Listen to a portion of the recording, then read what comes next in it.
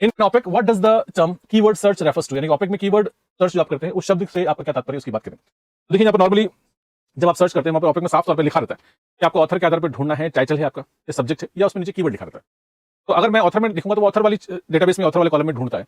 मैं अगर सब्जेक्ट लिखूंगा सब्जेक्ट में ढूंढेगा, मैं टाइटल लिखूंगा टाइटल में ढूंढेगा, लेकिन अगर मैं कीवर्ड लिख दूंगा तो फिर वो सारे किसी भी फील्ड में ढूंढ लेगा।